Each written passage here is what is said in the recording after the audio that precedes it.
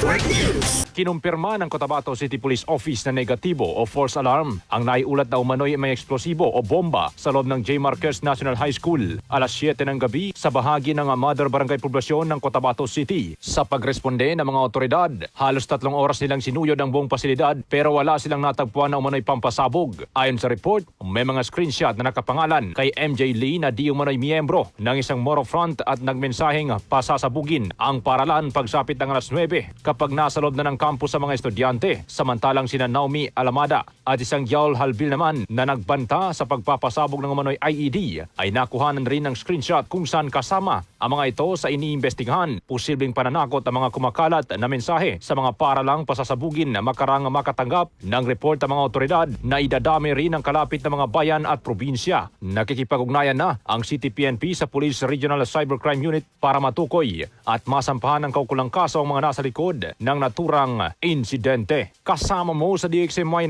90.9 RMN Cotabato, Radyoman Julie Mapalao, Tatak Karamen. RMN Network News.